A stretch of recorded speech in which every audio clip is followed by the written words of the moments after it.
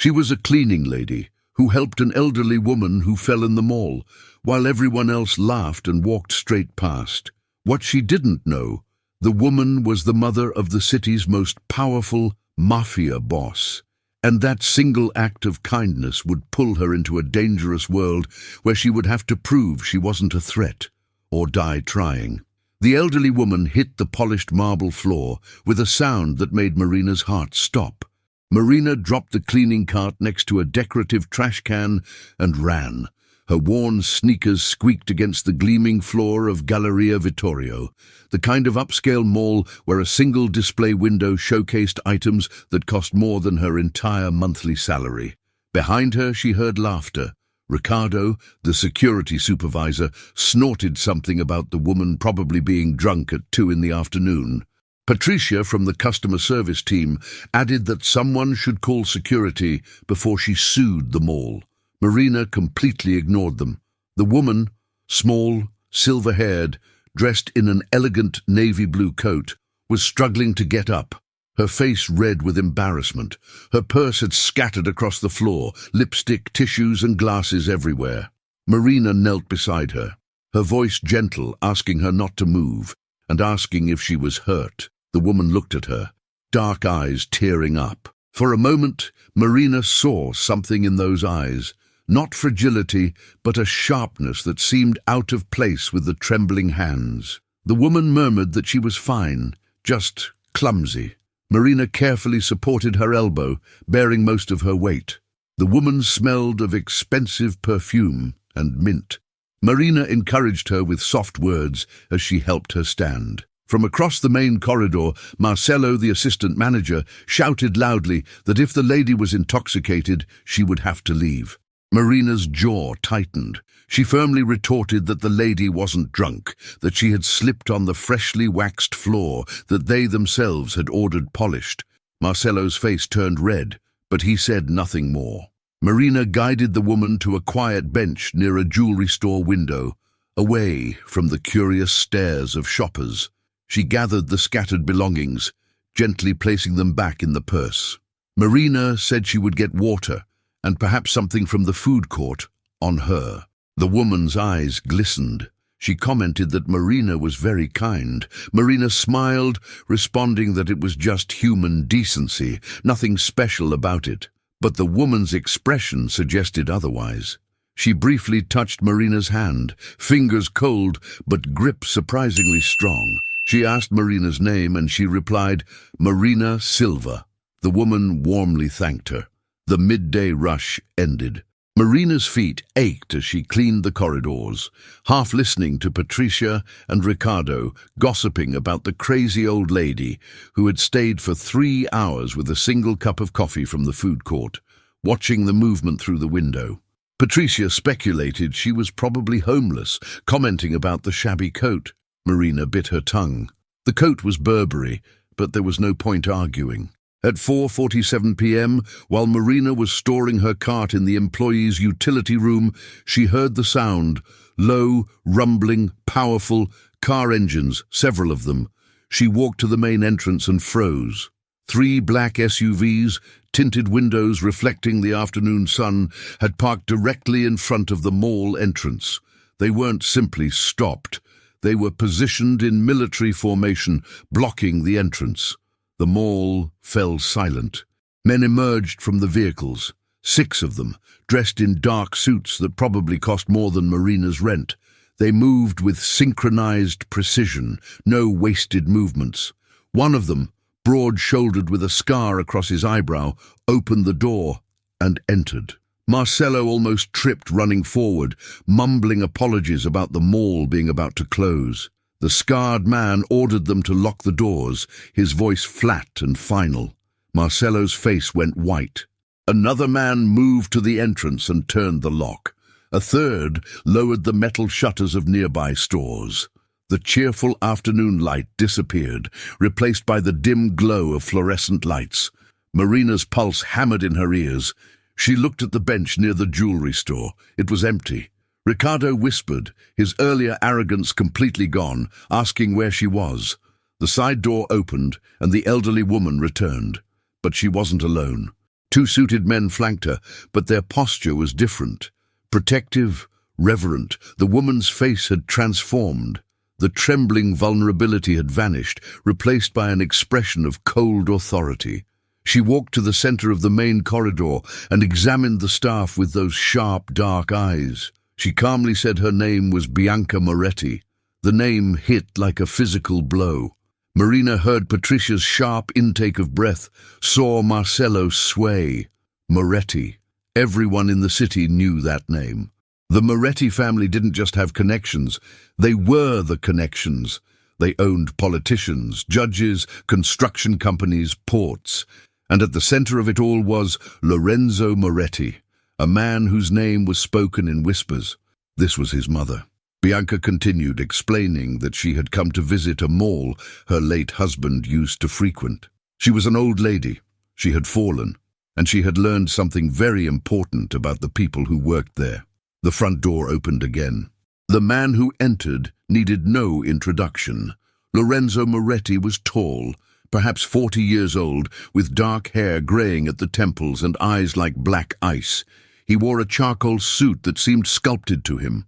When he moved, everyone else seemed to shrink. He didn't speak. He simply looked at his mother, and she gestured toward the security room. Lorenzo ordered them to bring the footage from 2 p.m. until now. They watched it on the manager's computer, all of them forced to stand and watch. Marina saw herself running to help, saw Riccardo laughing, saw Patricia's cruel smile, saw Marcello's accusation. Lorenzo's face remained expressionless throughout. When it ended, he stood, turned, looked at each employee in sequence. He told Marcello he was fired, pointed to Riccardo, Patricia, and 2 others who had laughed, repeating the word fired. He declared they would receive no references, and if he learned they had spoken to the press about that day, about his mother, about anything, they would regret it. They didn't argue. They just left, grabbing their things in terrified silence. Finally, Lorenzo's eyes landed on Marina. She forced herself not to look away, even though her knees felt weak. He studied her for a long moment, then almost imperceptibly nodded. He told the remaining employees to remember that night. His voice was soft, which somehow made things worse.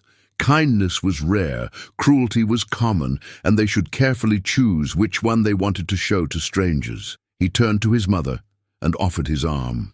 As they walked toward the door, Bianca stopped beside Marina. She squeezed her hand once, warmly, whispering thanks and saying Marina had a good heart. Then they were gone. The black SUVs departed, disappearing into the evening traffic. Marina stood in the darkened mall, surrounded by shocked colleagues, and wondered if she had just witnessed something that would change her life forever. She didn't know how right she was. Marina woke to the sound of knocking on the door. Not the gentle tap of a neighbor or delivery person. This was authoritative, deliberate. 3 firm knocks that made it clear they weren't leaving. She squinted at her phone. 7:23 a.m. She had barely slept, her mind replaying yesterday's events like a horror movie on loop. The knocks came again. She grabbed her robe, tying it as she stumbled through the tiny studio apartment. The place barely fit a bed and a 2-burner stove, but it was hers, and the rent was almost manageable. She looked through the peephole, and her blood froze. 2 men in dark suits stood in her narrow hallway, the same type of men from yesterday. One was looking at his phone. The other stared directly at the door, as if he knew she was watching. Marina's heart raced. Her mind panicked, wondering if she had offended Lorenzo somehow, said something wrong. Maybe helping Bianca had been a test, and she had failed without knowing it. Her hands trembled as she undid the chain. The taller one spoke, introducing himself as Vincent and his companion as Marco, explaining they worked for the Moretti family. Marina's voice failed as she tried to apologize for anything she had done wrong. Vincent interrupted her with a surprisingly gentle voice, explaining she hadn't done anything wrong, that Mrs. Moretti would like to see her and had asked them to take her to the property. Marina blinked in confusion. Vincent clarified that Bianca would like to thank her properly for the previous day. Marco checked his watch, saying they could wait while she got dressed. No rush. Marina asked if she was in trouble, and Vincent assured her no, quite the opposite. 20 minutes later, Marina was in the back seat of a black Mercedes, her heart still racing. She had put on the best clothes she had, a simple navy blue dress and flats, but felt underdressed next to the leather interior of the car. They left her neighborhood, past the industrial district, downtown, and climbed up to the hills where the city's wealthiest lived behind gates and walls. The Moretti property wasn't just behind a gate. It was behind several gates, each monitored by cameras and guards. The villa itself took Marina's breath away. It was beautiful, in an intimidating way. 3 floors of cream-colored stone, surrounded by meticulously maintained gardens, with marble fountains and cypress trees. The morning sun painted everything golden, making it look like something out of a movie. Vincent opened her door, informing her that Mrs. Moretti was in the solarium, and that he would take her to her. Marina followed him through corridors filled with oil paintings and antique furniture. Everything whispered old money and even older power. She passed a room where suited men conversed in low voices, falling silent when she passed. The solarium was flooded with natural light, surrounded by windows overlooking a rose garden. Bianca was seated in a cushioned armchair, dressed in an elegant cream blouse and pearls, reading a leather-bound book.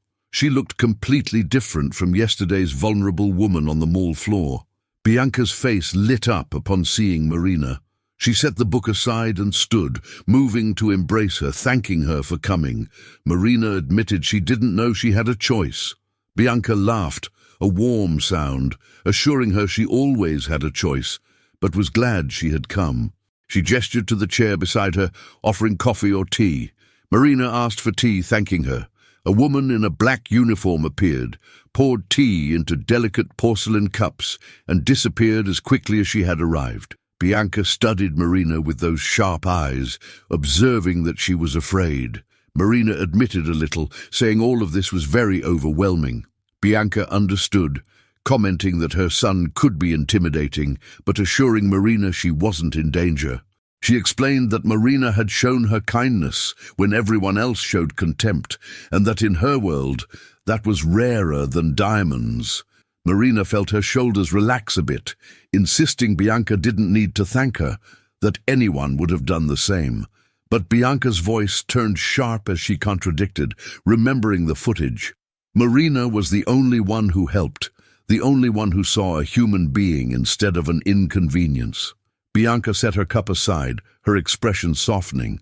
She told how she had lost her daughter 15 years ago to cancer when she was only 31 years old. Bianca's voice wavered.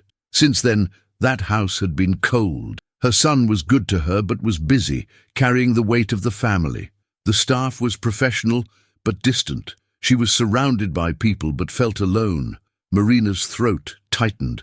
She understood loneliness. Bianca continued, explaining that when Marina helped her yesterday, she had been reminded of how genuine kindness felt. Marina didn't know who she was, didn't want anything, just helped. Bianca reached out and took Marina's hand, saying she had a proposition. Marina blinked, confused. Bianca explained she needed a personal companion, someone to keep her company, help with daily tasks, accompany her on errands. Nothing illegal, she added with a slight smile, just companionship and assistance. Bianca acknowledged that Marina worked at the mall, but imagined that after yesterday that job might seem complicated. It was an understatement.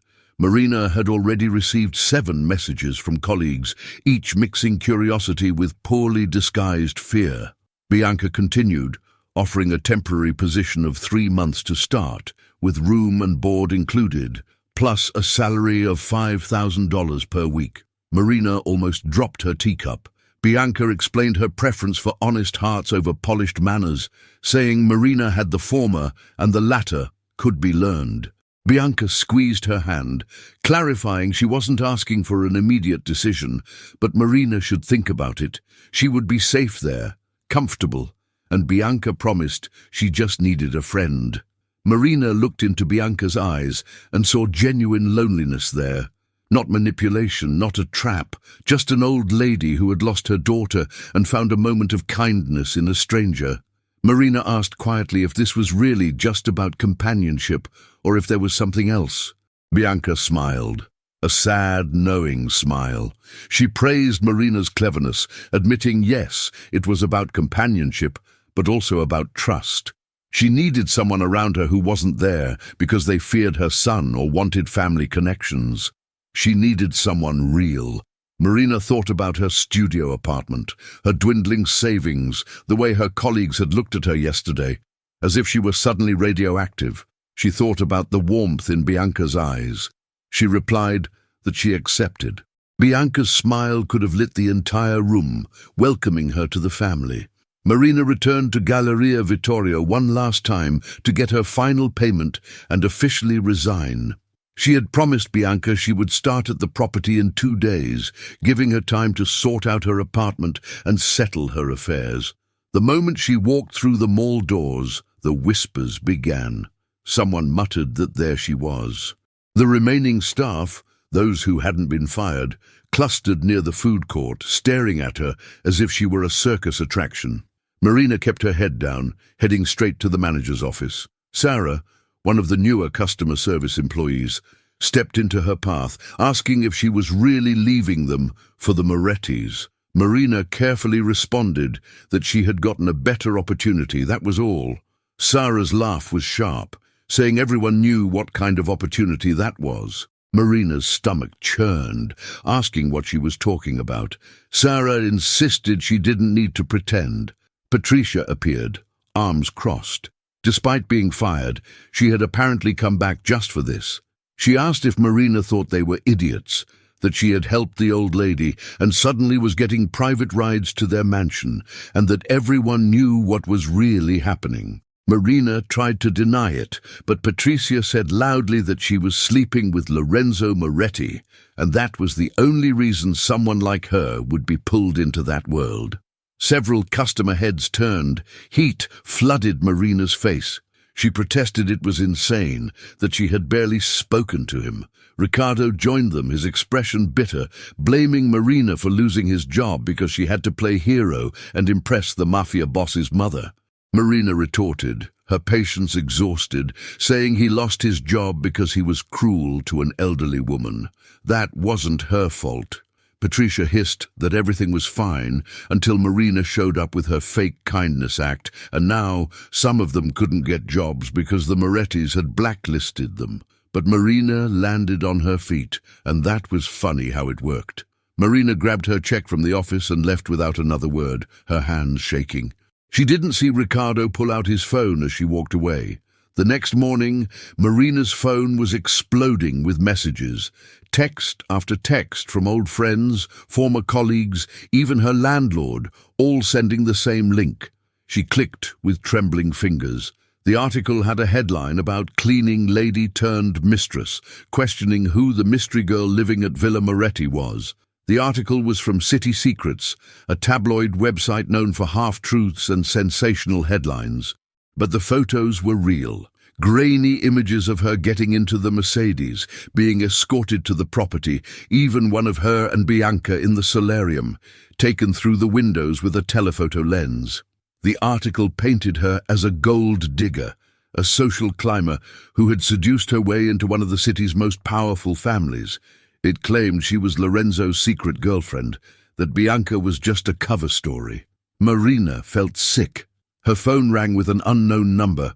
A professional female voice introduced herself as from Metro Daily, offering $10,000 for an exclusive interview about her relationship with Lorenzo Moretti.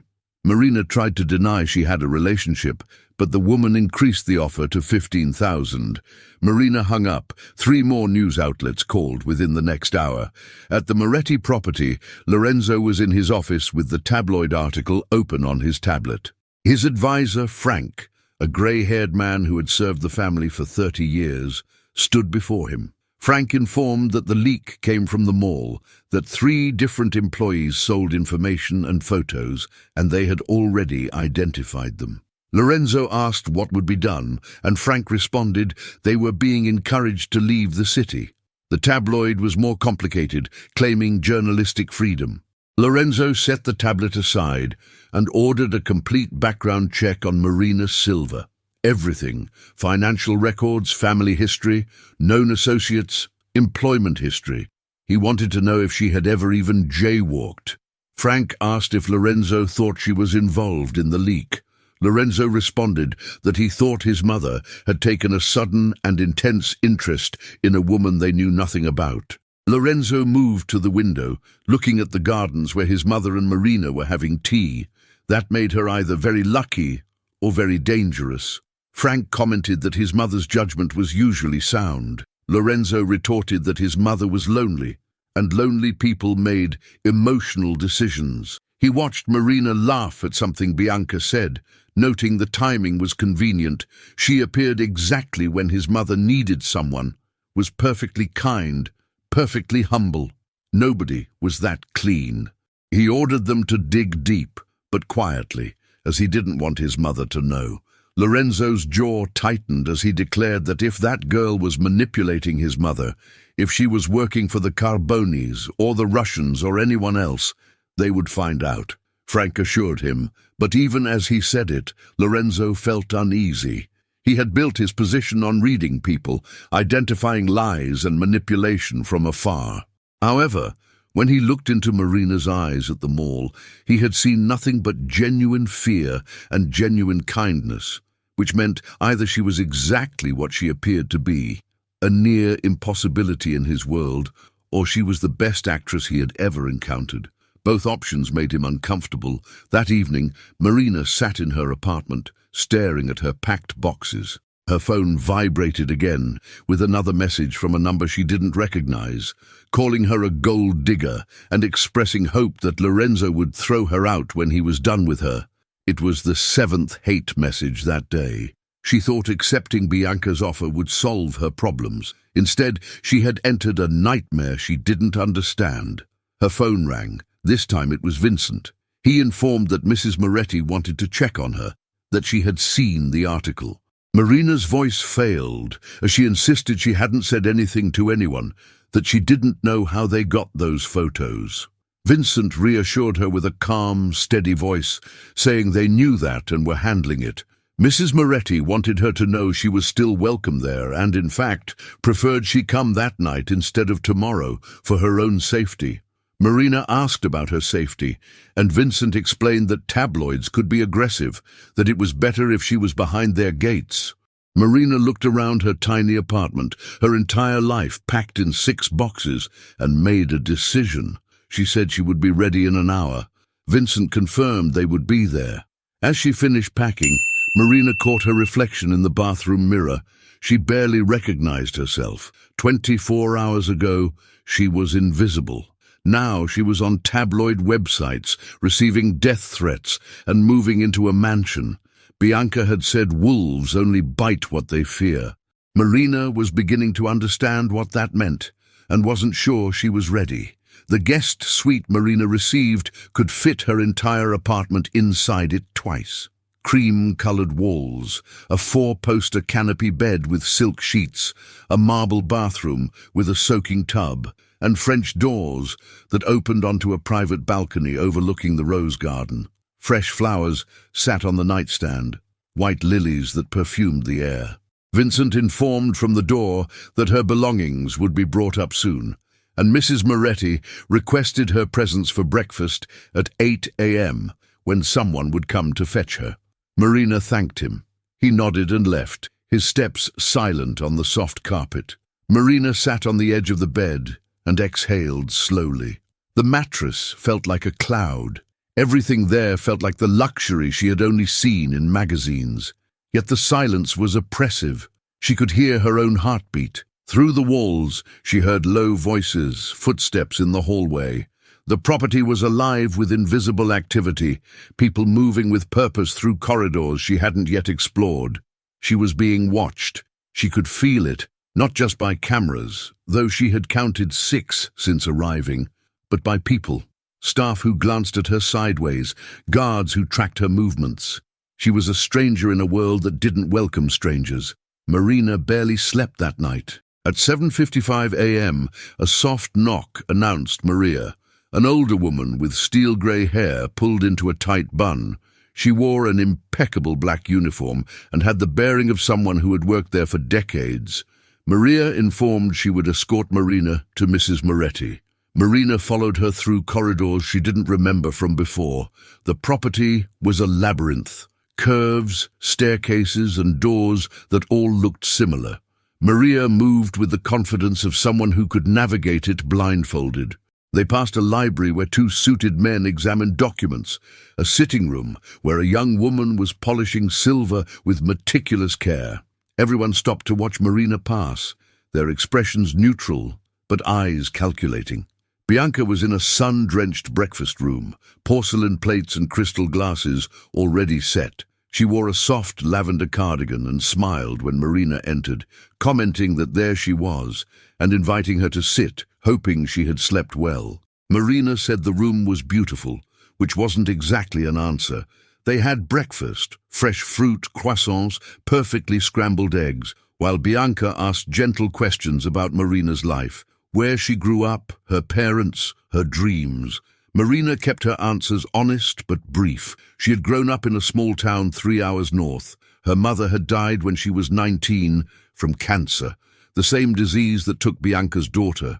Her father had remarried and moved to Arizona.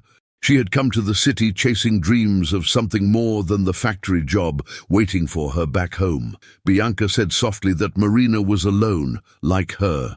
Marina supposed so. Bianca reached across the table and squeezed her hand, declaring not anymore. The days developed a routine. Mornings were spent with Bianca, helping with correspondence, accompanying her on walks through the garden, sitting with her during physical therapy for her arthritis. Afternoons, Bianca napped, while Marina read in the library or explored the property's public rooms. But it was during their tea times that Bianca truly opened up. One afternoon, Bianca led Marina to a small conservatory filled with orchids, explaining this was Gabriella's favorite room. Light streamed through glass panels, painting everything gold. Bianca told how Gabriella loved flowers, spent hours there just talking to them as if they were friends. She tenderly touched a purple orchid, recalling Gabriella was 31 when they lost her, to ovarian cancer. It took her so fast. From diagnosis to end was only 8 months. Marina whispered condolences. Bianca said Gabriella looked a bit like Marina. Same gentle eyes, same kind smile. Bianca's voice cracked. She told how Lorenzo took it hard. He was 30 then, just beginning to take over family responsibilities from his father. Gabriella was his little sister. He blamed himself for not noticing she was sick sooner, though there was nothing anyone could have done. Bianca turned to Marina, tears glistening, telling how after Gabriella died, that house became a tomb. Lorenzo buried himself in work. Her husband passed away 5 years later from a heart attack, and she was just there, surrounded by memories and ghosts. Marina embraced her, and Bianca cried quietly against her shoulder. From the doorway, invisible to both women, Lorenzo stood watching. He'd been observing Marina for 3 days, watching how she moved through the property with careful respect, never touching anything she shouldn't, never asking questions about family business, how she treated the staff with the same kindness she had shown his mother, how his mother laughed again, real laughter, not the polite sound she made at family dinners. His mother's eyes had light in them for the first time in years. She took her medications without complaining because Marina brought them with chamomile tea and conversation. She ate full meals instead of picking at her plate. Marina had done in 3 days what an army of nurses and companions hadn't managed in 15 years. She had brought his mother back to life. Lorenzo watched them in the conservatory, his mother crying, Marina holding her with genuine compassion. No cameras there, no audience, just authentic human comfort. Frank appeared beside him, silent as a ghost. He murmured the background check had come back, and Marina was exactly what she appeared to be. Ordinary girl, ordinary life, no debts beyond student loans, no criminal record, no connections to any family, theirs or their enemies. She volunteered at a community kitchen on weekends, sent money to an elderly neighbor in her hometown. Her biggest vice was spending too much on used books. Lorenzo frowned, insisting nobody was that clean. Frank agreed. He said the same thing. He explained they dug deeper, called in favors, checked international databases, even looked into her deceased mother's history. Nothing. She was either divine intervention or the most perfectly constructed cover identity they had ever seen. Lorenzo asked what Frank believed. Frank was quiet for a moment, watching Marina wipe Bianca's tears with a handkerchief. He replied he believed Lorenzo's mother had good instincts, and he believed that girl in there wasn't pretending. Lorenzo wanted to agree. Every logical part of him said Marina Silva was genuine, a rarity in his world, but not an impossibility. But in his business, trust got people killed. He quietly ordered them to keep watching her, that he needed to be sure. As he walked away, he didn't see his mother look toward the doorway with a knowing smile on her face. She had seen him watching and knew exactly what it meant. Lorenzo sat in his private office at midnight, 3 monitors glowing in the darkness, bank statements, employment records, social media archives, phone records going back 5 years, all belonging to Marina Silva. Frank had delivered the initial report, but Lorenzo needed to see for himself. He had learned long ago that analysts sometimes miss details. A transaction that seemed innocent but wasn't. A connection that seemed random but formed a pattern. He started with the financials. Marina's checking account was depressingly modest. Monthly deposits from the mall, never more than $2,000. Rent payments of $800 to the same landlord for 3 years. Basic bills, purchases at budget supermarkets, a recurring charge to St. Anthony's Community Kitchen, $15 monthly donations. No large deposits, no offshore accounts, no unexplained cash flow. Her credit cards showed the same story. Used sparingly, paid regularly. Recent purchases included books from a used bookstore, medicines from a pharmacy, and a single luxury, $40 at a nail salon 2 months ago. Lorenzo muttered she was either incredibly disciplined or incredibly poor. He opened her employment history. 4 jobs in 6 years, all in the service sector, cafeterias, diners, retail. Each employer gave the same reference: reliable, kind, hard-working. No terminations, no complaints, no drama. Her social media was equally mundane. An Instagram account with 200 followers, mostly photos of sunsets, books, and coffee cups. Her last post was 3 weeks old, a photo of a library book with a caption about sometimes the best escape being between pages. No political posts, no party photos, no suspicious contacts. Lorenzo moved to education records. Community college for 2 years, studying English literature, 3.4 GPA, dropped out when her mother got sick, never went back. Student loans of $30,000, payments current despite her income. He opened her phone records next. This was where patterns usually emerged. Who someone called revealed more than what they said. But Marina's call log was short. Monthly calls to a number in Arizona, her father. Weekly calls to a number in her hometown. Lorenzo cross-referenced and discovered it belonged to an 82-year-old woman named Dorothy Chen, the neighbor Marina sent money to. A few calls to mall colleagues. That was it. No burner phones in her name, no prepaid cards, no encrypted messaging apps. Lorenzo leaned back, frustrated. He opened the surveillance footage from her apartment building. Frank had obtained it through channels Lorenzo didn't ask about. He watched 2 weeks of Marina's life on fast forward. She left for work, came home, sometimes stopped at the supermarket. Twice she visited the community kitchen, staying for 3-hour shifts.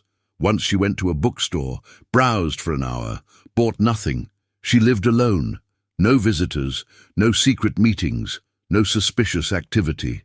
Lorenzo told the empty room she was a ghost, a person with no vices, no secrets, no connections. He opened the deeper report, the one that had cost him significant favors to compile. Frank's team had interviewed her former employers, her landlord, people in her hometown. Every single person said the same thing. Marina was kind, quiet, kept to herself, helped elderly Dorothy with groceries, volunteered without seeking recognition, worked hard, never complained. They checked for sealed juvenile records. Nothing. Medical records showed routine checkups, a broken wrist at 12, depression treatment for 6 months after her mother's death. Normal. They even looked into her deceased mother. Maria Silva died at 53 from pancreatic cancer, worked as a nurse, no criminal history, no debts, no secrets. Lorenzo opened international databases. Sometimes people had histories in other countries, identities they'd left behind. Nothing. He checked databases that technically didn't exist, those that tracked intelligence operatives, undercover agents, witness protection participants. Nothing. Marina Silva didn't exist before age 5, but that made sense. Birth records from her small town were paper-based until the late 90s, only partially digitized. Her baby photos existed, uploaded by her father to Facebook. Her kindergarten class photo was in the local newspaper archives. She was real. She had always been real. So why did Lorenzo feel something was wrong? At 2 a.m., Frank entered without knocking. He carried a folder, the final report. He informed he'd had 3 separate teams investigate her. Different analysts, different methodologies, none of them knowing about the others. All 3 reached the same conclusion. Lorenzo asked what it was. Frank responded that Marina Silva was exactly who she claimed to be. No hidden agenda, no connections to any organization, criminal or otherwise. No offshore money, no alternate identities, no electronic footprint suggesting deception. Frank paused, declaring she was genuine. Lorenzo insisted nobody was ever that clean, that in their world everyone had something, a secret, a vice, a connection they shouldn't have. Lorenzo stood, pacing, declaring that perfect innocence didn't exist. Frank said calmly that maybe it did, that maybe they'd been in that life so long they'd forgotten what normal people looked like. Lorenzo turned to him sharply. Frank steadily met his gaze, explaining that girl upstairs wasn't from their world, didn't think like they thought. She had helped his mother because it was the right thing to do, not because she wanted something. She existed in a reality where people were just good sometimes. Lorenzo countered that either she was that way, or she was so deeply undercover that even their best investigators couldn't find the cracks, that it was either divine luck or a perfect mask. Frank asked what Lorenzo believed. Lorenzo looked at the monitors, at 6 years of Marina's ordinary life spread across screens, at the evidence of an ordinary person living an ordinary existence. He thought about his mother's laughter, about the light in her eyes, about how Marina had held her while she cried in the conservatory with no cameras watching, no audience to impress. He admitted he didn't know, and that was what worried him. Frank picked up the folder, observing Lorenzo's mother, trusted her. Lorenzo retorted his mother was lonely. Frank said carefully that Lorenzo's mother had survived 30 years as a Mafia wife, had seen more deception and betrayal than most soldiers. If she thought that girl was a threat, she'd tell him. Lorenzo wanted to believe that, but belief was a luxury he couldn't afford. He ordered them to keep surveillance active. He wanted someone watching Marina all the time, not just her movements. Wanted to know what she talked about, who she befriended, what she did when she thought no one was looking. Frank tried to protest mentioning Lorenzo's name, but was interrupted by the declaration that it was an order. Frank slowly nodded and left. Alone again, Lorenzo looked at the final photo in Marina's file, her employee ID from the mall. She was smiling, but it didn't reach her eyes. She looked tired, young, vulnerable, not like someone plotting against his family. But appearances, Lorenzo knew, meant nothing. He would watch. He would wait. And if Marina Silva was hiding something, he would find it, even if it destroyed the first real happiness his mother had felt in 15 years. The article hit the morning news cycle like a bomb, with a headline about Moretti's mistress and scandalous romance between Mafia boss and former cleaning lady. This time, it wasn't just city secrets. Metro Daily, the Chronicle, even legitimate news outlets picked up the story. The photos were everywhere. Marina entering the property, walking through the gardens with Bianca, sitting on her balcony in a robe drinking morning coffee. Someone had been watching her for days, photographing her through telephoto lenses, tracking her movements. Marina stared at her phone in horror as notifications flooded in. The article claimed she was Lorenzo's secret girlfriend, that Bianca was helping facilitate the affair, that the Moretti family was modernizing by bringing in fresh blood from the working class. It painted her as a calculating seductress who had orchestrated the fall at the mall to catch Lorenzo's attention. Sources close to the family said Moretti had visited Marina's private suite multiple times after midnight, and the article speculated about wedding bells in the future for the city's most notorious bachelor. Marina felt sick. Lorenzo had never been to her room. She had barely exchanged 10 words with him since arriving. Maria knocked on the door, informing Mrs. Moretti would like to see her immediately. Marina's hands trembled as she followed Maria downstairs. This was it. She was being thrown out, exactly as the hateful messages predicted. She'd be back in her studio apartment, blacklisted from every job, her face plastered across the internet as the girl who tried to con them. But when she entered the sitting room, Bianca wasn't angry. She was furious, not at Marina but at the tabloids. She stood by the window, phone pressed to her ear, her voice sharp as broken glass, telling someone named Richard she didn't care about his editorial independence, that he would print a retraction by noon, or she'd make sure his advertisers knew exactly what kind of trash journalism they were sponsoring. She paused, listening, and then declared it wasn't a threat, it was a promise. She hung up and turned to Marina, her expression immediately softening. She asked Marina to sit, noting she looked pale. Marina began to swear she hadn't done anything, but Bianca interrupted, saying she knew she hadn't. She explained someone had leaked those photos, someone with access to the property or connections to their security team, and her son was investigating. Marina said she should leave, that she was causing problems, that this was supposed to be simple companionship and not all this. Bianca's voice turned to steel, declaring Marina wasn't going anywhere, asking if she understood. This was exactly what they wanted, to scare her away. Marina asked who they were, and Bianca explained, people who resented her having someone she cared about, people who wanted Lorenzo distracted, people who saw kindness as weakness. Bianca squeezed her hand, reminding her wolves only bite what they fear, and they feared Marina. Marina protested she was nobody, but Bianca retorted she was the person who had made her smile again, and that made her dangerous to anyone who benefited from Bianca's isolation.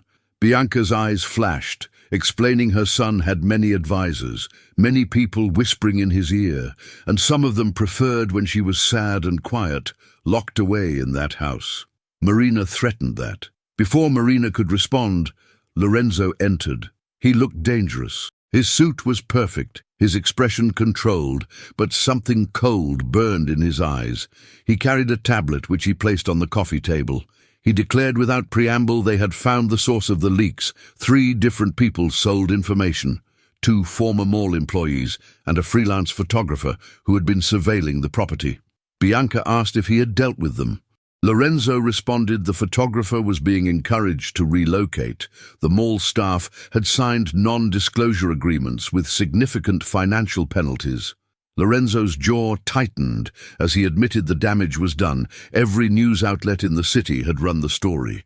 He turned to Marina, and she forced herself to meet his gaze. Lorenzo asked directly if she had spoken to anyone about her position there, to anyone at all.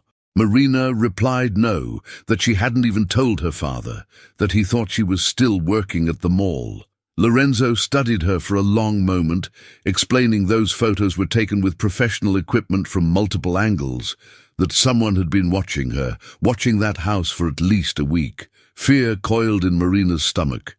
She asked why anyone would care that much. Lorenzo responded that attention was currency, and right now she was generating a lot of it. He picked up the tablet, scrolled through something, informing his legal team was preparing defamation lawsuits against 3 publications. They would win, but it would take time, and until then the story would spread. Marina whispered apologies, saying she never wanted this.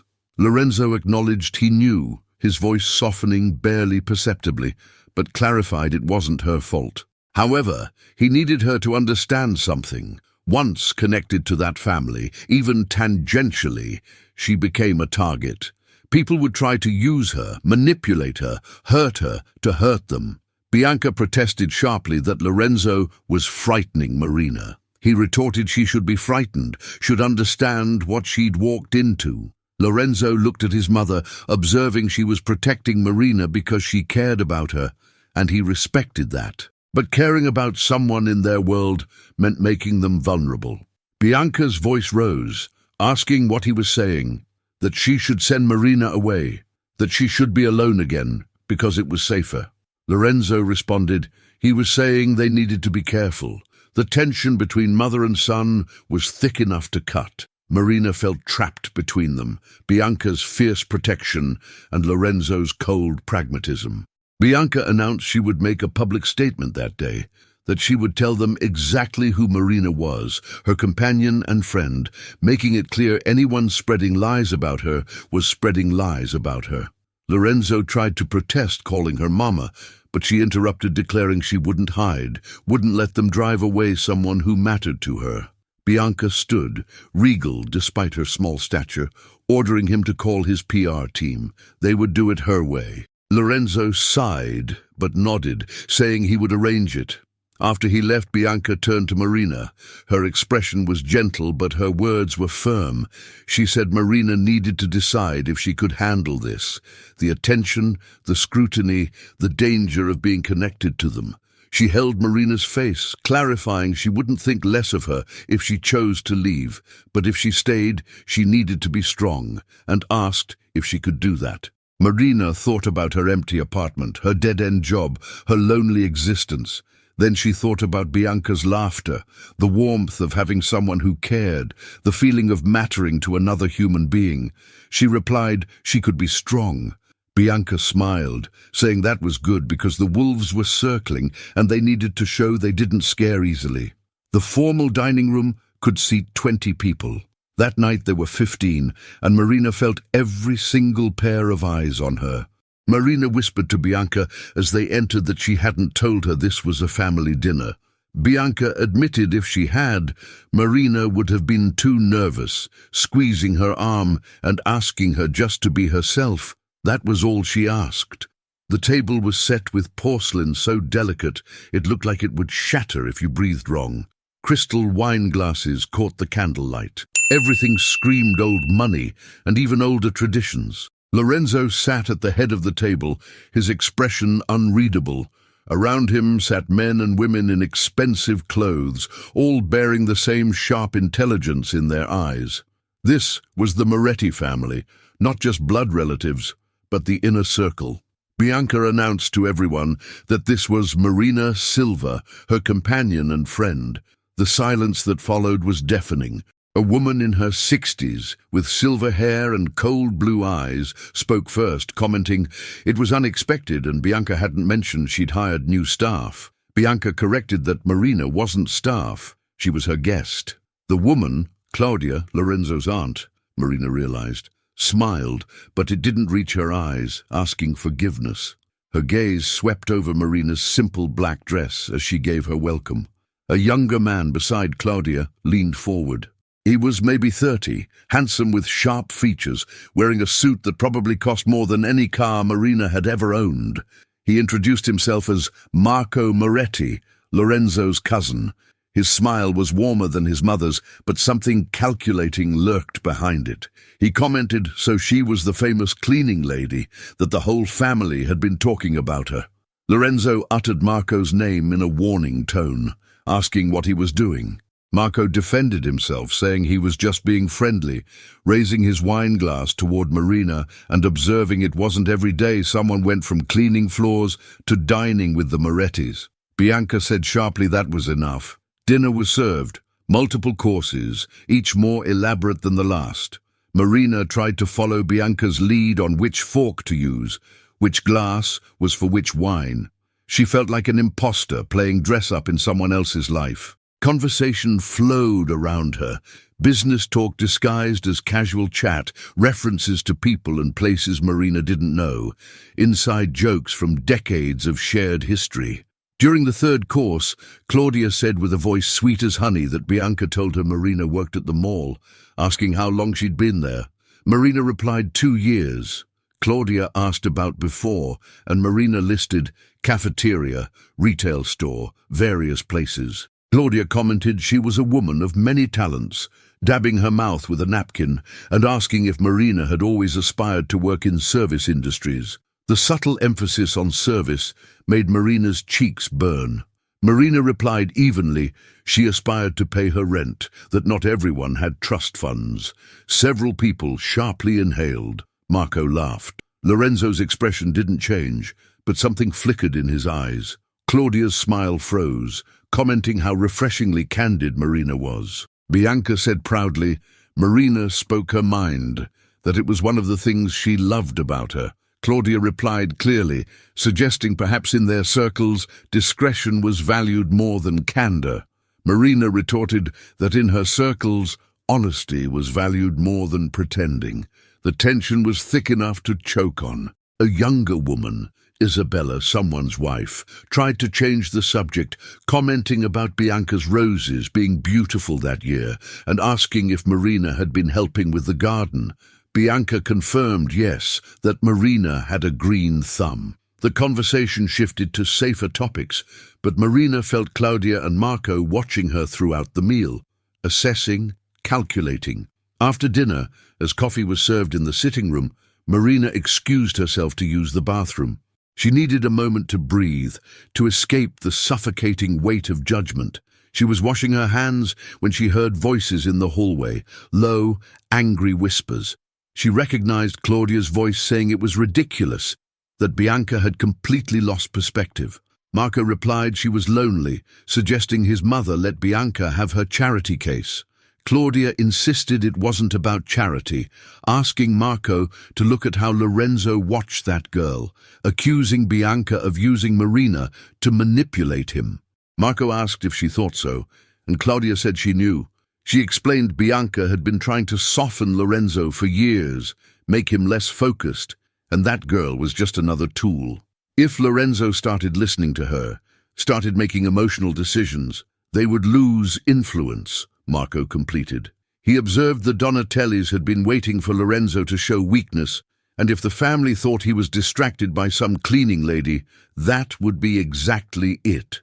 Claudia agreed. She declared they needed to remove Marina, but carefully, that if they moved against her directly, Bianca would fight, and Lorenzo would defend his mother. There was a pause.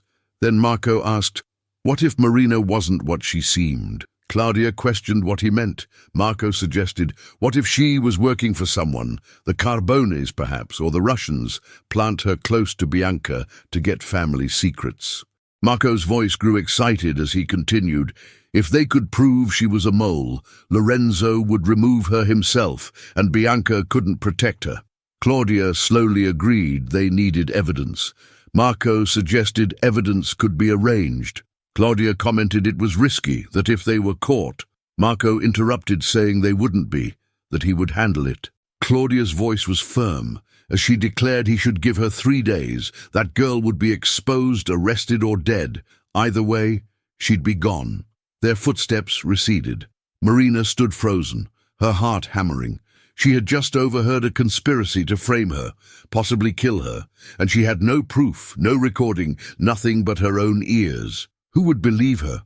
Lorenzo already suspected she was a mole. If she went to him with a story, he'd think she was creating drama or deflecting suspicion. She looked at herself in the mirror. Her face was pale, hands shaking. 3 days. She had 3 days before Claudia made her move. Marina took a deep breath, studied herself, and walked back to the sitting room. Bianca smiled when she entered. Lorenzo glanced at her, his expression neutral. Claudia and Marco were laughing at something Isabella had said, looking completely innocent. But Marina knew the truth. She was in danger, real danger, and she had no idea who to trust. Later that night, As Marina lay in her luxurious bed, unable to sleep, she heard footsteps in the hallway. They paused outside her door. She held her breath. After a long moment, the footsteps continued, but Marina knew someone had been there, watching, waiting. The wolves weren't just circling anymore. They were at her door. Marina spent 2 sleepless days watching her back. Every shadow felt like a threat. Every friendly smile from staff seemed false. She stayed close to Bianca, hoping proximity to the matriarch would keep her safe. On the 3rd morning, she woke to find her room had been cleaned while she slept. That shouldn't have been possible. Maria always knocked, always waited for permission. Marina's pulse quickened. She checked her belongings. Nothing missing, but something felt wrong. The air in the room had changed, as if someone had disturbed it. She was helping Bianca with morning correspondence when Vincent appeared in the doorway, his usually calm face tense, informing he needed to speak with Marina privately. Bianca frowned, asking what about, and Vincent said it was urgent. Marina's stomach dropped. This was it. This was Claudia's move. She told Bianca she'd be right back, trying to keep her voice steady.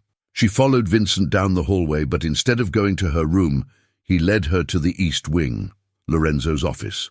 4 guards stood outside the door, their expressions grave. Marina asked Vincent what was happening, but he didn't answer, just opened the door and gestured for her to enter. Lorenzo sat behind his desk, his face carved from stone. Frank stood beside him, holding a leather-bound ledger. Marco and Claudia sat in chairs by the window, their expressions carefully neutral. Lorenzo coldly ordered Marina to sit. Marina's hands trembled as she sat, asking what was happening. Frank placed the ledger on the desk in front of her, explaining it had been found in her room, hidden at the back of her closet, behind her suitcase. Marina stared. The leather was old, cracked, gold lettering on the spine reading Moretti Holdings 2019. She immediately said she'd never seen it before. Lorenzo continued with a voice devoid of emotion, explaining the book contained detailed financial records, sensitive transactions, information that could be very valuable to their competitors. Marina insisted she didn't take it, didn't even know it existed. Marco asked, leaning forward, how then had it ended up in her room, clarifying those ledgers were kept in Lorenzo's private safe, and only family members knew they existed. The trap was perfect. Marina could see now they had stolen the ledger from Lorenzo's safe and planted it in her room. If she claimed someone framed her, she'd sound paranoid. If she admitted to having it, she was guilty. Marina said, fighting to keep her voice steady. Someone put it there, someone who wanted Lorenzo to think she was stealing from him. Claudia said softly that either Marina had been caught and was desperately trying to deflect blame. Lorenzo stood, walked around the desk. He moved like a predator, controlled, dangerous. He declared he'd been watching Marina since she arrived, waiting for her to slip, to show her true colors. Marina replied she knew, that she knew he'd investigated her, that she knew he thought she was too good to be true, but she wasn't lying. Lorenzo declared everyone lies. Marina replied not about this, standing to face him even though fear made her knees weak. She explained she had nothing, no connections, no power, no reason to steal from him. What would she do with that information? She didn't know anyone who'd buy it, didn't know how to contact his enemies. She was just... Lorenzo asked, dangerously soft, just what? Just an innocent cleaning lady who happened to help his mother at exactly the right moment, who happened to be perfectly kind, perfectly trustworthy.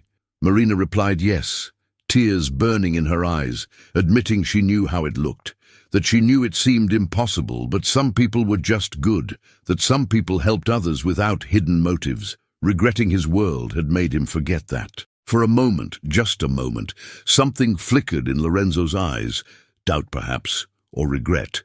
Then the door burst open. Bianca stormed in with fury, her face red with anger, asking what was happening there.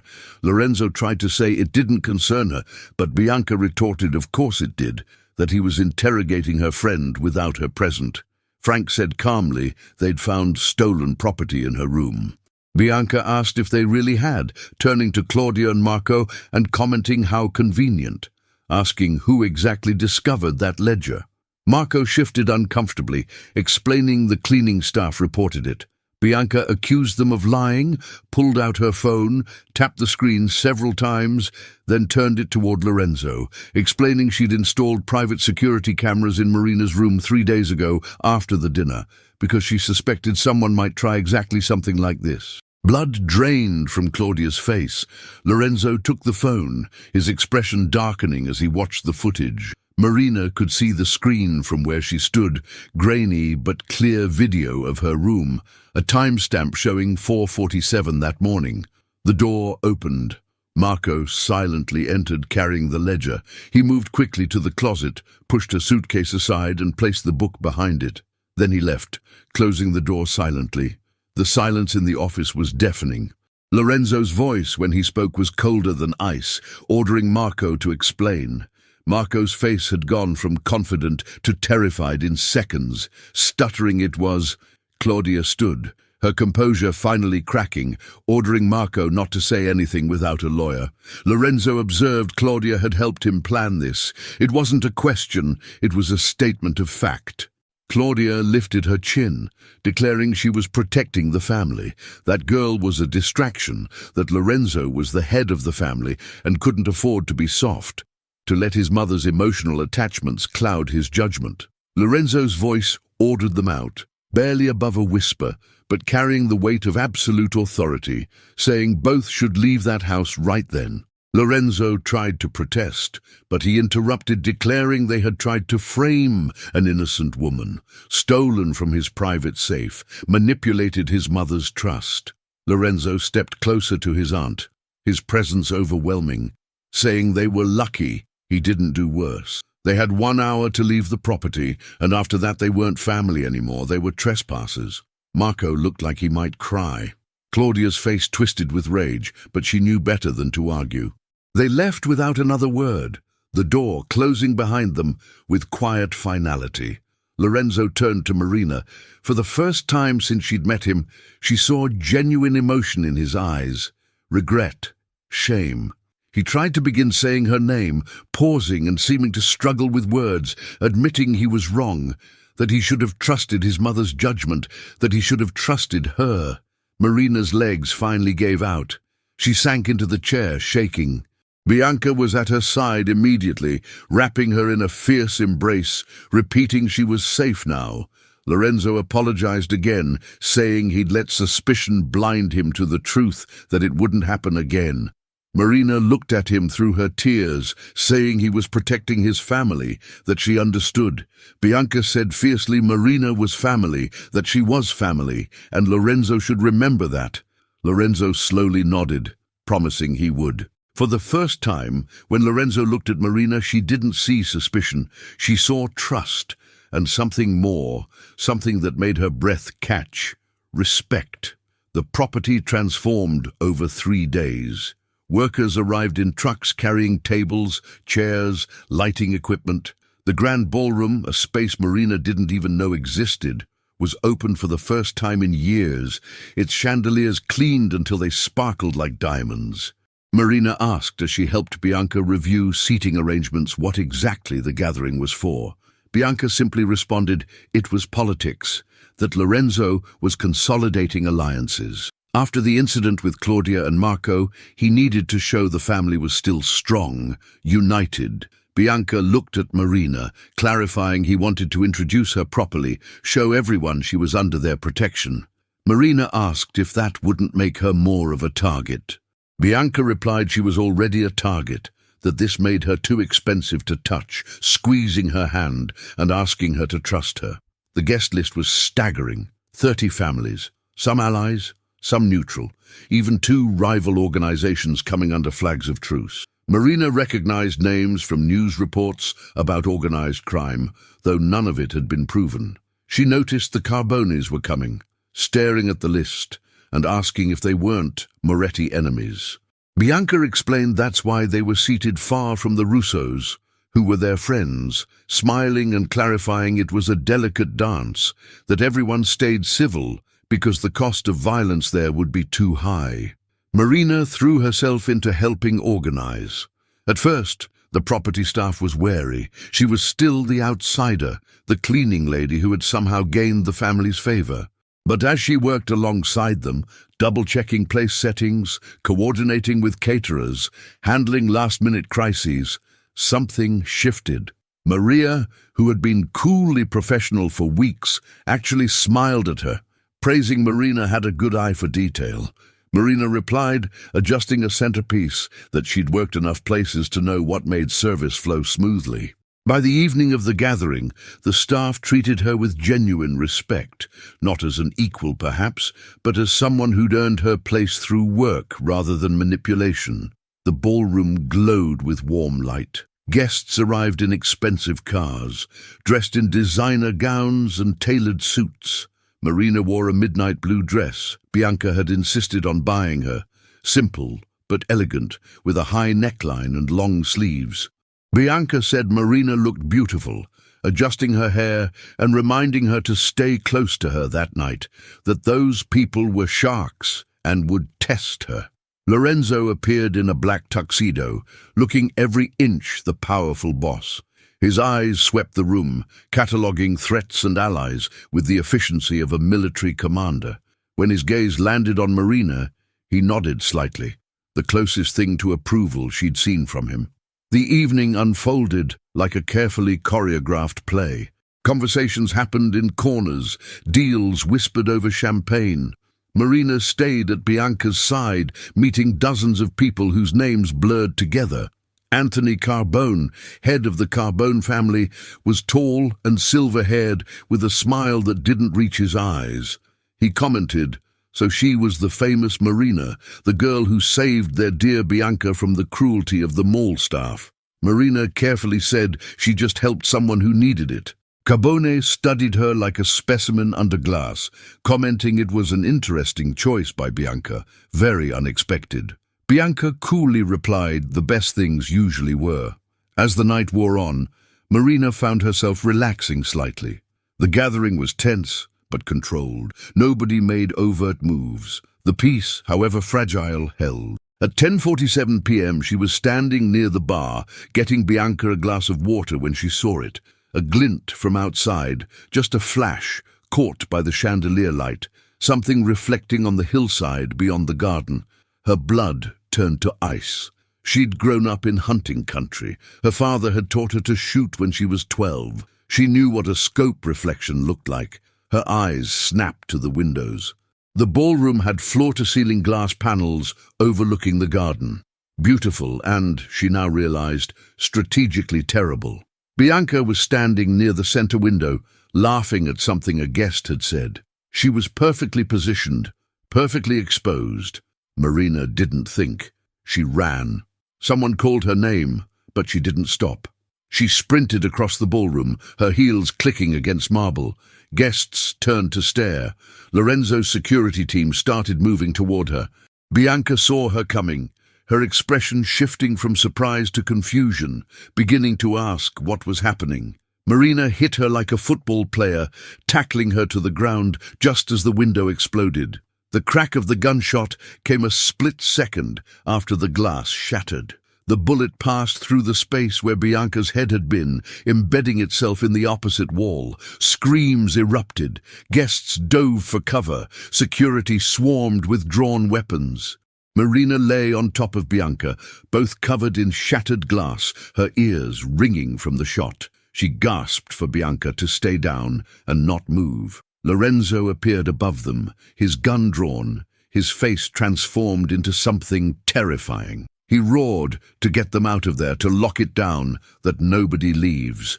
Vincent and 2 other guards surrounded them, creating a human shield. They half-carried, half-dragged Marina and Bianca out of the ballroom and into the interior hallway. Lorenzo knelt beside them, his hands checking Bianca for injuries, repeatedly calling her. Bianca replied with a trembling voice she was fine, that Marina had saved her, that she saw it beforehand. Lorenzo's eyes met Marina's. In them, she saw shock, gratitude, and something that looked like wonder. He declared Marina had seen the sniper. Marina nodded, unable to speak, her entire body now shaking with adrenaline coursing through her system. Lorenzo asked how she knew to look. Marina whispered she'd grown up hunting, that she knew what a scope looked like when light hit it, that she just saw and knew. Lorenzo stared at her for a long moment. Then, in a gesture that stunned everyone watching, he took her hand, declaring she'd saved his mother's life. Marina asked if Bianca was okay, if she was hurt. Lorenzo replied there were some cuts from the glass. Nothing serious. His grip tightening and clarifying it was because of her. Outside, they could hear shouting, security teams mobilizing, the sound of vehicles arriving. Bianca asked if they got him. Lorenzo stood but didn't release Marina's hand, pulling her up gently, responding they were searching now, but whoever they were, they'd just made a fatal mistake. His expression was cold, lethal. He declared nobody shot at his mother and nobody threatened his family. He looked at Marina when he said family, and this time she knew he meant her too. The gathering had turned into a war zone, but Marina had done the impossible. She'd saved the Queen, and in doing so, she'd proven exactly where she belonged. The property became a fortress within minutes. Every entrance locked, every guest detained for questioning. No one in or out until Lorenzo said otherwise. Marina sat in a secure room with Bianca, both wrapped in blankets despite the warm night. A doctor had bandaged the cuts on their arms from the shattered glass. Minor injuries, miraculously. Bianca held Marina's hand tightly, as if afraid to let go. Bianca whispered, Marina could have died, could have been shot protecting her. Marina replied she wasn't thinking about that exactly. Bianca's eyes filled with tears as she declared Marina just acted, asking if she understood what that meant. Marina shook her head. Bianca explained it meant she was braver than most of the soldiers in that family, that she had the instinct to protect rather than run. Bianca squeezed her hand, declaring it meant she'd chosen well. The door opened. Lorenzo entered, his face grim, blood on his shirt cuff. Frank followed, carrying a tablet. Lorenzo said without preamble they got them. 2 shooters, professional contractors, former military, who were being interrogated now. Bianca's voice was steady, but Marina heard the steel underneath as she asked who hired them. Lorenzo explained they were hired through an intermediary, paid in cryptocurrency, the usual untraceable methods. But Frank's team applied pressure, and they gave up the name of who contracted them. He paused, his jaw clenching, revealing Marco. The name hung in the air like poison. Bianca's face went white, asking in shock if her nephew arranged this after everything. Frank said calmly, pulling up documents on the tablet, that Marco was desperate. After being expelled from the family, he lost everything. His accounts were frozen, his reputation destroyed. The Carbones approached him with an offer: help them eliminate Bianca, and they'd set him up with a new identity and income overseas. Lorenzo's voice was dangerously soft, asking why target his mother and not him. Frank explained because killing Lorenzo would start a war, but Bianca's death could be framed as a tragedy, an accident at a public gathering with rival families present. Blame could be shifted to the Russos or another enemy. In the chaos, Marco thought he could slip away unnoticed. Bianca breathed Claudia's name, asking if she knew. Frank replied no. That interrogation confirmed Marco acted alone after their expulsion. He blamed Bianca for his exile, blamed Marina for exposing him. Lorenzo's expression was carved from ice as he declared Marco wanted revenge. Marina felt sick, realizing he tried to kill Lorenzo's mother because she'd caught him framing her. Lorenzo corrected that Marco tried to kill his mother because he was a coward who couldn't accept the consequences of his actions, clarifying it wasn't Marina's fault. Bianca asked where he was now. Frank and Lorenzo exchanged a glance. Lorenzo carefully said he was in custody, being held in a secure location. The question was, what do they do with him? The room fell silent. Marina suddenly understood the weight of what was being discussed. In that world, family betrayal wasn't handled by police or courts. It was handled internally. Bianca asked with an empty voice what the options were. Frank replied permanent exile, strip him of the family name, all assets, all connections. He disappears and never comes back. Bianca asked about the other option, and Lorenzo quietly finished, or they handle it the old way. Bianca closed her eyes, murmuring he was still her nephew, her blood. Lorenzo observed he'd hired killers to murder her. Bianca acknowledged she knew, her voice failing, saying she knew what he did. But she was tired, so tired of death and violence, asking where it ended if they killed him. Lorenzo knelt beside his mother's chair, taking her hand and responding it ended with her safe, that it ended with the message that anyone who tried to hurt her would face absolute consequences. Bianca firmly said exile, that they should strip everything from him, make sure everyone knew why, but let him live. Marina saw the struggle on Lorenzo's face, the desire to protect his mother, warring with respect for her wishes. Lorenzo finally said as she wished, but Marco would leave that night. No goodbyes, no second chances. He was a ghost. Marina asked about the Carbones, observing they'd hired him. Lorenzo replied standing that was being addressed, that Anthony Carbone was currently explaining to him why he shouldn't interpret that night's events as an act of war. His smile was cold as he added Carbone was being very apologetic and very generous with reparations. Over the next hour, the pieces fell into place. The shooters were turned over to whatever organization handled such things. Marco was loaded into a van, destination unknown. The guests were released with profuse apologies and generous gifts to ensure their silence. And through it all, word spread. Marina Silva had saved Bianca Moretti's life. 3 days later, Bianca called a meeting, not an intimate gathering, a formal assembly in the property's grand hall. Every remaining member of the Moretti family attended along with key allies and associates. Marina stood beside Bianca, terrified and confused about why she'd been summoned. Bianca rose, regal in a cream suit, her voice carrying through the silent room, beginning to tell how 3 weeks ago she'd fallen in a mall, been mocked, dismissed, treated as disposable by people who saw her as nothing but an inconvenient old woman. She paused, letting the words sink in, continuing that one person helped her, one person showed her dignity and kindness without knowing who she was or what she could offer. Her eyes found Marina as she declared that person was Marina Silva, and that 5 nights ago she threw herself between her and a bullet, saved her life without hesitation, without thought for her own safety. Bianca took Marina's hand, pulling her forward, explaining she'd lost her daughter 15 years ago, that the pain of that loss never faded, that she thought she'd die with that emptiness inside her. Her voice wavered. But Marina had shown her family wasn't just blood. It was choice, it was love, it was sacrifice. She turned to face Marina directly, tears streaming down her face, declaring Marina was the daughter she didn't know she still had, and she claimed her there before everyone. Her family now, not as staff, not as a companion, as her daughter. The hall erupted in applause, genuine, warm, respectful. Marina couldn't speak. Tears blurred her vision as Bianca embraced her tightly, whispering thanks for giving her a reason to smile again. Lorenzo approached, his expression softer than Marina had ever seen, officially welcoming her to the family. And for the first time since this strange journey began, Marina felt she truly belonged.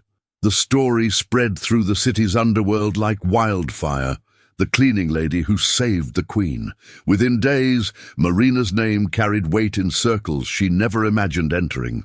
When she accompanied Bianca to a charity luncheon, a front for neutral territory negotiations between families, women who'd previously ignored her now sought her attention, commenting about how much they'd heard about the gathering, how terrifying it had been, praising her bravery. They said it was simply remarkable that their husbands would love to meet her, that they had such respect for quick thinking.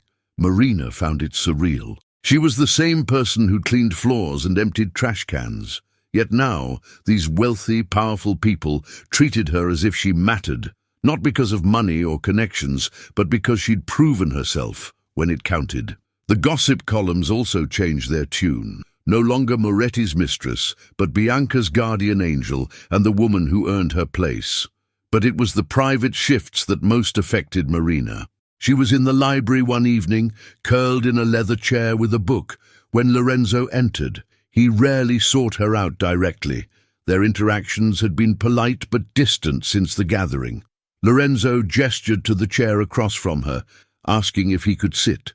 Marina set the book aside, agreeing. Lorenzo sat, and for a moment neither spoke. The silence wasn't uncomfortable, but it was weighted with unspoken things. Finally, he declared he owed her an apology, a real one. Marina observed he'd already apologized after the ledger. Lorenzo clarified he'd apologized for being wrong, not for the method. He leaned forward, dark eyes intense, explaining he'd investigated her like a criminal, surveilled her like a threat, looked for darkness in her because he assumed everyone had darkness. That had been unfair. Marina carefully considered her words, responding he was protecting his family, that she understood that. Lorenzo retorted understanding didn't make it right. He paused, observing his mother said, "Marina grew up hunting." That's how she recognized the scope reflection. Marina confirmed her father had taught her that in Pennsylvania, hunting wasn't just sport, it was how they ate. She smiled slightly, adding she was a better shot than her brother, and he hated that. Lorenzo asked if she'd shot recently. Marina replied not in years, that she couldn't afford a gun in the city, and shooting ranges were expensive. Lorenzo stood, asking her to come with him. He led her through corridors to a part of the property she'd never seen, downstairs into a basement level that opened into a pristine shooting range. Soundproofed walls, multiple lanes, a rack of weapons secured behind glass. Lorenzo explained as he unlocked the case that he came there to think, that it cleared his head, helped him focus. He pulled out a pistol, a sleek 9mm, loaded the weapon with practiced efficiency and offered it to her, asking her to show him what her father taught her. Marina took the gun, feeling its familiar weight. She checked the safety, tested the grip, then stepped up to the lane, target at 25 yards. She aimed, exhaled and fired, 3 shots in quick succession, all hitting center mass. When she turned back, Lorenzo was smiling, a real smile, not the polite mask he usually wore. He commented her brother was right to be annoyed, that she was unnatural. Marina said it had been a while, that she was rusty. Lorenzo laughed, a sound she rarely heard, observing she'd just put 3 rounds in a 5-inch grouping. That wasn't rusty, that was skill. Marina said he could call her Marina, that she thought they were past formalities. Something flickered in his expression as he agreed, saying then she could call him Lorenzo when they were alone. They spent an hour at the range. Lorenzo brought out different weapons, teaching her about ones she'd never handled. He stood close when demonstrating grip adjustments, his hand briefly covering hers, and Marina felt electricity run through her body at the contact. She pushed the feeling away. This was Lorenzo Moretti. Dangerous, powerful, and so far out of her league, it was laughable. The fact her heart raced when he smiled at her was irrelevant, but as they walked back upstairs, he said quietly, "Thanks." Marina asked why. Lorenzo stopped, turning to face her in the dim hallway, responding for giving his mother her life back, for giving her joy, and for showing him good people still existed. The way he looked at her made Marina's breath catch, not with suspicion or calculation, but with something warmer, something that made her pulse quicken. Marina softly said she should go, that Bianca would wonder where she was. Lorenzo nodded, but didn't step back. For a heartbeat, they stood too close, the air between them charged with possibility. Then Lorenzo moved aside, the moment breaking. He wished Marina good night, and she returned it. The next morning, Bianca summoned Marina to her private sitting room. 3 other women were there, wives of high-ranking family members, all older and clearly influential. Bianca explained they needed Marina's perspective, that the Donatellis wanted to form a partnership with their shipping operations. But there was history, complicated history. Angela thought they should refuse. Maria thought they should accept with conditions. What did Marina think? Marina blinked, saying she knew nothing about shipping operations. Bianca retorted she understood people, that she read them well, gesturing for her to sit and asking what she saw in the Donatelli proposal. She handed Marina a document. Marina read slowly, noting the language, the terms, the small details buried in paragraphs of legal jargon. Marina pointed to a clause, observing it gave them access to their shipping manifests, all of them, not just shared cargo ones. Angela leaned forward, grasping the meaning. They'd know everything they were moving, even private family shipments. That wasn't partnership. That was surveillance disguised as cooperation. The room fell silent. Maria approvingly said Marina was smart, that she'd missed that. Bianca smiled, saying she thought the same, but wanted confirmation. They would refuse the deal. Over the following days, Bianca increasingly pulled Marina into discussions, never about violence or criminal activities, but about relationships, territorial disputes, family politics. Marina's outsider perspective, her ability to read intentions, became valuable. She was no longer just Bianca's companion. She was becoming her advisor, her confidant. And in the halls of the Moretti property, people began treating her not with fear or suspicion, but with respect. The cleaning lady had disappeared. In her place stood something new, a woman who'd found her strength by saving another's life, and in doing so, discovered she belonged to something bigger than herself. She'd found family. And maybe, just maybe, she'd found something else too, in the quiet moments when Lorenzo's eyes met hers and the world seemed to hold its breath. Marina stood outside Galleria Vittorio, staring at the glass doors she'd walked through 1,000 times. 3 weeks had passed since her last visit, the day she collected her final payment and endured Patricia's accusations. It felt like a lifetime ago. Vincent asked beside her if she was sure about this. The black Mercedes idled at the curb, impossible to miss. Marina replied she needed closure, that she needed to see that place one last time. She pushed through the doors. The lunch rush was ending. The same stores, the same marble floors, the same expensive display windows. But Marina didn't feel small there anymore, didn't feel invisible. Sarah saw her first. The attendant froze mid-step, her sample tray trembling. Conversations died, heads turned. Every employee stopped what they were doing to stare. The new manager, a thin man with nervous eyes Marina didn't recognize, rushed forward, stuttering they weren't expecting her, that it was an honor. Marina gently said she was just there to say goodbye, to the place where everything changed. She walked slowly through the main corridor, remembering the spot where Bianca had fallen, the bench where she'd sat for hours watching the street, the corner where Marina hid during her break, eating leftovers and dreaming of something more. The service area doors opened. Sarah emerged with tears in her eyes, apologizing for what she'd said, for believing the tabloids, her voice failing as she said Marina had always been kind to her and she'd treated her like garbage when she needed support. Marina squeezed her hand, saying it was okay, that she was scared, that she understood. Sarah asked if Marina really was one of them now, of the Morettis. Marina simply replied she was family. Not by blood, but by choice. She said goodbye to the maintenance crew, the security guard, even the food court guy who always stole her tips. Some apologized, some just stared. All watched her leave with something like admiration. Outside, Vincent opened the car door.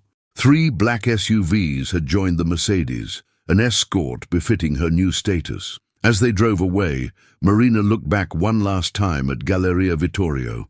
The girl who'd worked there was gone. In her place was someone stronger, someone who'd faced danger and survived, someone who'd earned her place through courage rather than circumstance. The villa glowed in the afternoon sun. Bianca waited in the entrance hall, dressed in elegant silver, her smile radiant. She asked, embracing Marina, how it had been. Marina replied it was like closing a chapter, pulling back, a necessary one. Bianca agreed it was good, because they were writing a new chapter now. Bianca led her to the formal sitting room where the family assembly had taken place. But today, only 3 people waited: Bianca, Frank, and Lorenzo. Lorenzo stood by the window wearing a charcoal suit, his expression unreadable.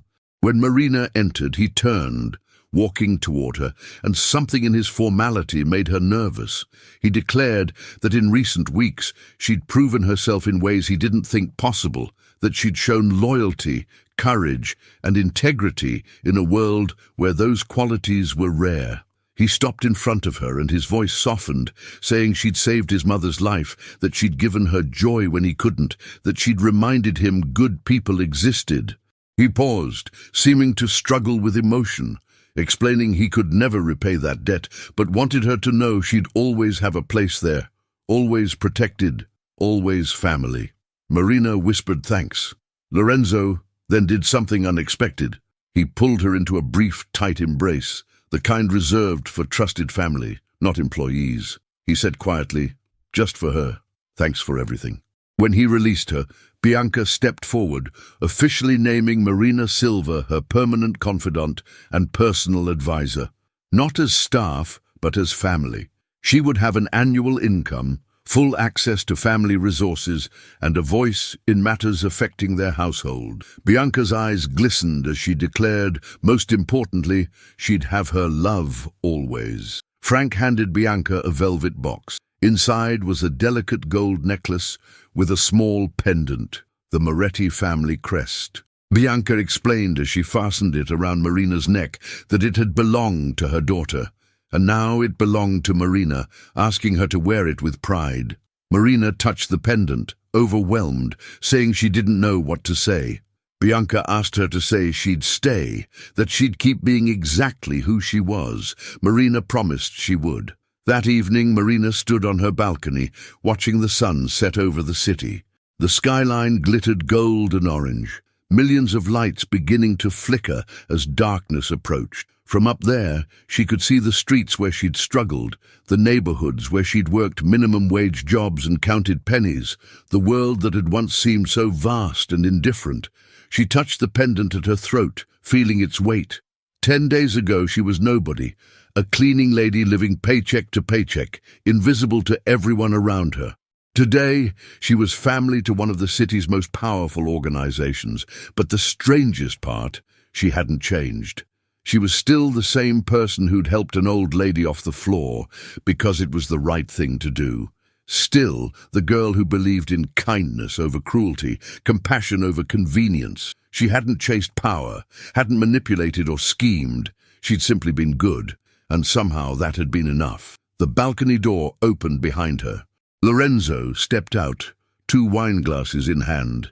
He offered her one, commenting on the beautiful view.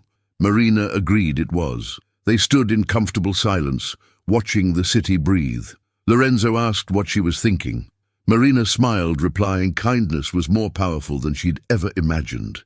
Lorenzo studied her profile, something warm in his expression, declaring she was extraordinary and hoped she knew that. Marina said she was just herself.